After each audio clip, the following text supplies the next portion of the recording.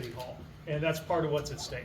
And of course, the other thing that's at stake is if you look at the numbers and you look at just kind of where in the country it's going to come down to, no pressure,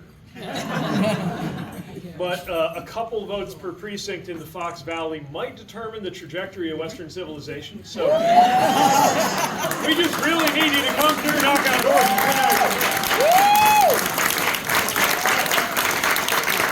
This race is going to be a barn burner, and so much depends on it. It's the kind of cosmic themes that we're talking about around democracy and freedom, but it's also some exquisitely everyday concerns that are going to affect what our lives are like. Right now, we have made it so that $35 a month is the most that seniors ever have to pay for insulin.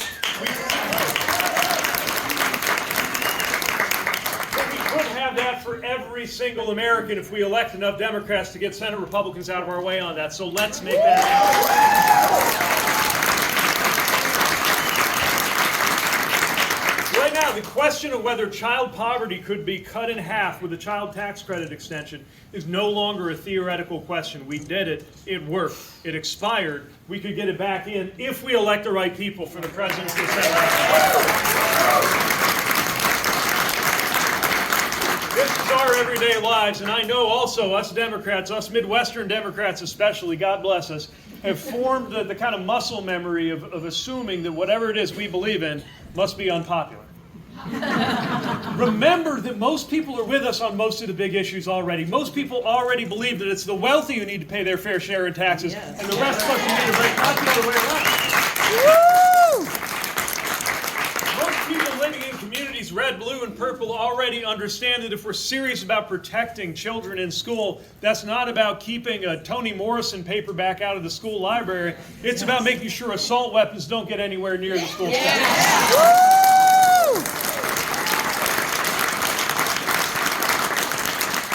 Most people living in communities red, blue, and purple already agree with us that in a free country you get to be who you are, you get to love who you love, and a woman makes her own health care decisions.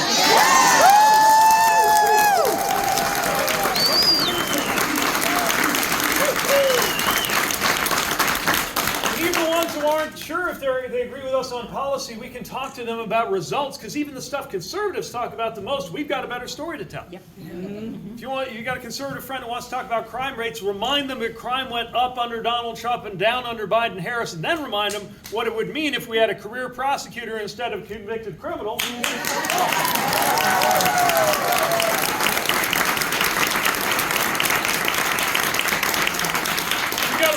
To bring around on economic issues, remind them we had a manufacturing recession under Donald Trump, and that was even before the COVID economy in which he lost more jobs than any president since Herbert Hoover. And remind them that right now you got equipment operators making $100,000. You got factories growing out of the prairie at a pace not seen since before the Kennedy administration, and more than 1.5 million construction manufacturing jobs, many of them right here in the heart of the Midwest. So let's talk about that. Let's not get into ground on that.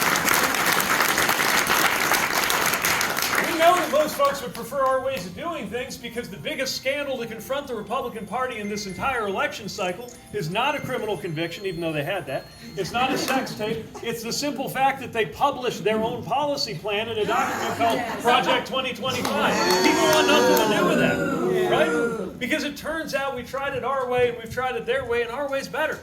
And most people already agree with us on that. Now, I think you're going to find two sets of people. There are the ones who haven't quite decided how to vote, which sounds incredible. But remember, people get their information from was right-wing Twitter and Fox News. I don't know what I would do in the election, right? That's why I have developed this unexpected specialty of going on Fox News all the time.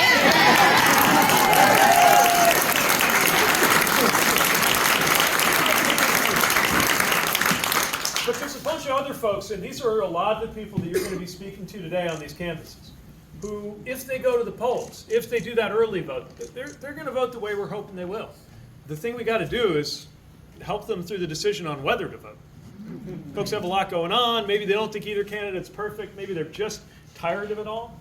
I have another argument you might consider making for folks who just don't want to hear it anymore on Project 2025 this or tax cuts that.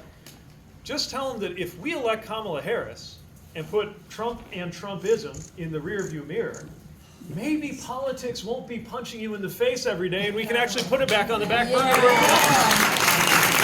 nice to have all that just out of our face a little bit. Being an American doesn't have to feel the way it's felt for the last 9 years since he came down that golden escalator. We don't have to be pitted against each other. We don't have to be divided. We don't have to be on tiptoe at Thanksgiving dinner all the time. It doesn't have to be like that. Of course we're going to disagree with our neighbors on issues, but we're going to do it in a different and better way. One more thing that a vote for Kamala Harris is a vote for, it's actually a vote for just maybe having a normal Republican Party. In the Fox Valley or northern Michigan where I live, or on the east or west coast, all of us could use a little bit of that. The last thing I want to urge you to do is to reach people in terms of what brings you to this. Because you can always try to connect with people in terms of where they're coming from, where they're at. And that's one of the beautiful things about politics, is we extend ourselves to other people and try to imagine life through the perspective of somebody who gets up thinking about things a little different than we do. And that's really important. But I think the most persuasive thing that can happen in politics is not a viral tweet. It's not some zinger on Fox News. It's not a commercial. It's not a mailer. All that stuff's important, but the most important thing by far, we know this, all the research is in, the most important thing by far is to have a conversation with a person telling you why it matters to them. Mm-hmm. So think about why you're in here. There's a lot of places you could be today. It's a beautiful day. So not long ago, I was in Georgia, they were apologizing because it was like 60 degrees. They were saying, sorry about the bad weather. You know this is a beautiful day in October. There's a lot of things we could be doing today. But you're here. We're here together because it matters that much to us. Think about why. Only you know the answer to that. If you're ready to share it, it'll make a big difference. I got into politics because of the auto industry, because I knew what it meant to be surrounded by crumbling factories, and I got involved in a big fight over whether to bring back the auto industry, and thank God we did, by the way, back in 2010. I didn't even win that election, but we won the argument back then.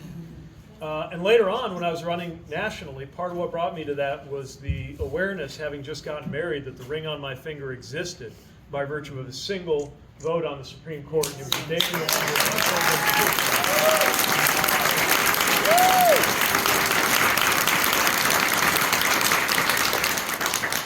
And the reason I'm here right now, ironically, the reason I'm away from my kids right now is they're sporting their Spider-Man and Glenda costumes at the downtown trick-or-treat in Traverse City, is because of those kids. Because one day, 3 years and 2 months ago, Chas and I got a phone call that changed everything and became parents to an amazing son and a daughter, our 3-year-old twins, Gus and Penelope, and everything changed.